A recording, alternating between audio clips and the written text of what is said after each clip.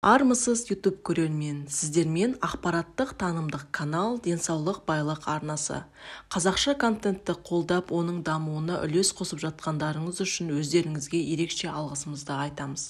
Бүгін сіздердің назарларыңызға денсаулыққа пайдалы ең арзан 5 тағамды ұсынып көрмекшіміз. Көп адам пайдалы тағамдардың бағасы қымбат деп ойлайды. Шындығында тағам мен оның сапасының арасында байланыс жоқ. Денсаулыққа пайдалы тағамдар арзан да, қымбат та болуы мүмкін. Осыны біз осы материалымызда түсіндіріп көруге тырысамыз. Бағасы арзан болса да, пайдасы бірнеше есе жоғары түрлі тағамдар бар. Мұнымен қатар, тым қымбат тағамдардың керісінше денсаулыққа кері әсері тигізетінін де анықтауға болады. Бұл кептірілген еттен әзірленген деликатестер мен жартылай фабрикат өнімдерге қатысты айтылып жатыр. Әрине, арзан бағаға устрица, қара икра, бөріккөл, яғни артишок, қасқыр жем сынды тағамдарды сатып ала алмаймыз.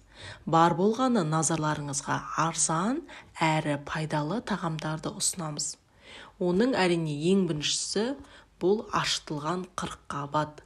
Яғни барлық жерде айтылып жатқан, менің өзім видеоларында салынған осы ашытылған қырыққабат, яғни квашеная капуста адам ағзасына өте көп пайда тигізеді. Қазір соны сіздерге жіліктеп айтып түсіндіріп беруге тырысамыз. Ашытылған қырыққабаттың ұзақ тарихы бар. Ашытылған қырыққабат ас қорыту үшін ең тамаша тағам.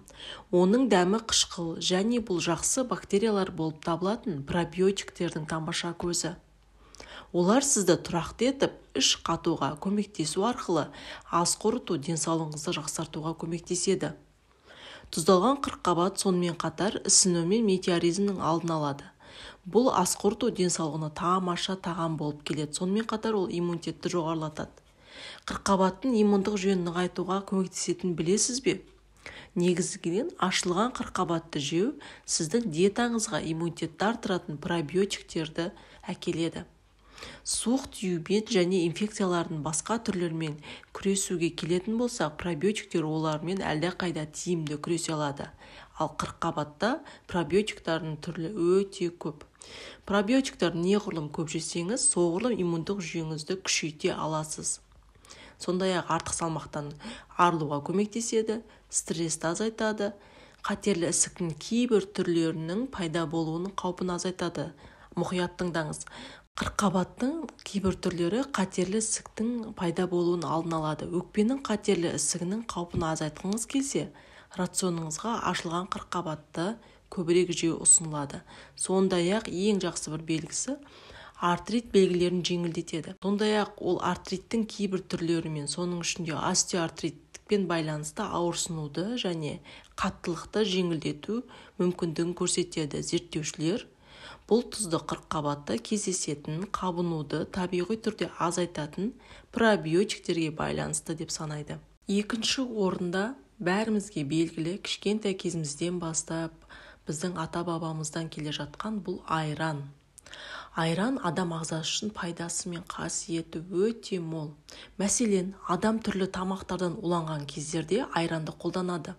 Себебі бұл өнім ағзаны тазартып қана қоймай, өзінің дәрумендерімен емдеп жазады. Ауруға қарсы тұру қажырын көрсетеді. Медицина тілімен айтқанда жедел жәрдем ас. Бұл сүт өнімін арнайы ашытқы арқылы дайындайды. Анығырақ айтқанда сүтке қамжылы кезінде және жылы кезінде ұйытқы салып 3-4 сағат жылы жерге қойылады. Сол себептен айран пайда болады.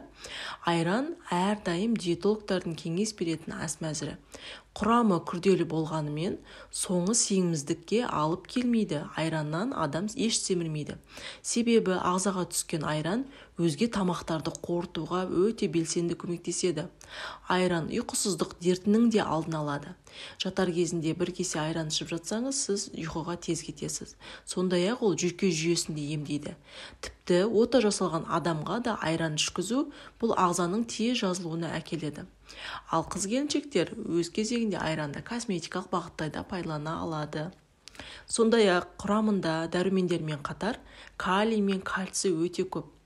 Бұлардың қандай рөл атқаратынын айтпаса да белгілі. Д дәрумені де бар, сүйектің беріктігін қатайтып бұлшықеттерді нығайтады.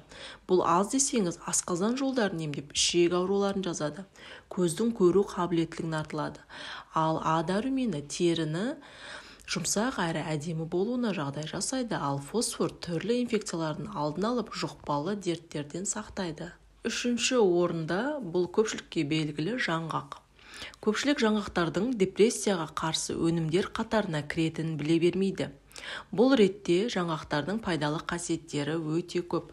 Жаңғақтар арқылы денсаулығыңызды сақтап қана қоймай, айтарлықтай жақсарта аласыз. Жаңғақтың түрлері не орман жаңғағы, кешью, пісте, бадам, грек жаңғағы, балқарағай жаңғағы, Бразилия жаңғағы, кокос, жер жаңғағы, каштан сияқты 10 түрі кездеседі. Соның ішінде бізге ең көп белгілісі бұл грек жаңғағы. Кавказ жерінде грек жаңғағы қасиетті ағаш саналады. Ол жақта 4000 жылдан астам уақыт өсіп тұрған жаңғақ ағаштарында көруге болады. Грек жаңғағының құрамында амин қышқылдар, илік заттар мен құнды минералдар бар. Организмнің әлсіреуі, қан аздық, яғни анемия, жүйке жүйесі, жүрек және асқазан ауруларын емдеуде жаңғақты жеу өте пайдалы. Бірақ дәрігерлердің айтуы бойынша күніне жаңғақты мөлшерінен артық жеуге болмайды. Яғни сіз бір күнде бір уыс жаңғақ жеп жатсаңыз, бірақ күнделікті жесеңіз, ол сіздің денсаулығыңызға әкелетін пайдасы өте зор. Сондай-ақ пісте жайлы айтып кеткім келеді. Пісте түрлі минералдар мен витаминдерге бай болғанымен, оны да жиі тұтынуға болмайды. Пісте ас қорыту, тыныс алу жолдары ауруларын, қан аздық, сары ауру, жүкті әйелдерде болатын токсикоз емдеуге көмектеседі. Сонымен қатар ерлердің бел қуатын арттыруға да себебі бар. Бұл пісте жайында айтып тұрмыз. 4-ші орында сіздерге ұсынатын өнім бұл балық. Адам ағзасына балықтың берер пайдасы өте көп. Балық көптеген адамдардың ең сүйікті тағамдарының бірі. Адамдар оны кез келген түрінде жей береді, және ол қайнатылған, қуырылған, буланған, немесе тұздалған, маринадталған, ысталған, тіпті шикі балық болсын, өзінің ерекше дәміне байланысты кез келген адамның көңілінен шығып тәбетін ашады. Ет тұтынатындарға қарағанда балық жейтіндер өте көп. Өйткені тіпті ет жемейтін кейбір адамдар балықтың артықшылығы оның етінің құрамында екен біле отырып, балықты жейді. Оның құрамында А, Д, Е дәрумендері мен кальций, йод, темір, магний, фосфор, селен, мырыш бар. Тауық еті секілді балықтың құрамында да адам ағзасы жақсы сіңіретін өте жоғары сапалы ақуыз бар. Ақуыз деп отқанымыз ол белок. Ол өз кезегінде ағзаға қажетті барлық амин қышқылдарды қамтиды. Балықтың пайдасы: ағза жоғары сапалы ақуызға қанығады, қан ұю функциясы қалыпқа келеді, қандағы холестеринді төмендетеді, қалқанша безінің функциясын қалыпқа келтіріп, және оның ауруларының алдын алады, яғни зобтың алдын алады. Көру қабілетін жақсартады, жүйке жүйесін қалыпқа келтіріп, жатты, яғни памятті, ұйқыны жақсартады және тітіркенуді азайтады. Өмір сүру ұзақтығын арттырады, тері, шаш, тырнақ, сүйек пен тістің жағдайын жақсартады, зат алмасуды қалыпқа келтіреді, жүрек қан тамырлары ауруларын алдын алады және жүрек қан тамырлар жүйесін нығайтуға ықпал етеді. Бұның барлығы балықтың бізге берер пайдасы. Сонымен қорыта айтқан кезде, қадірменді YouTube көрермен, біз сіздердің назарларыңызға 5 тағамды ұсындық. Ол ашытылған қырыққабат, яғни квашеная капуста, сәбіз, балық, айран және жаңғақтың түрлері. Табиғатта адам денсаулығына зиянды ешқандай да тағам жоқ деп санаймын. Табиғи түрде өсіп шыққан өнімдер ол әр қашанда адам денсаулығына пайдалы. Біз пайдасыз деп айтамыз, ол гендік модификацияға ұшыраған өнімдер, яғни қайтадан дайындалып шығарылған өнімдер, яғни жартылай полуфабрикаттар. Осы өнімдер зиян өнімдерінің қатарына жатады. Әр қашанда адам өзінің денсаулығына пайдалы заттарды жеу ғана арқылы өзінің денсаулығын сақтайды.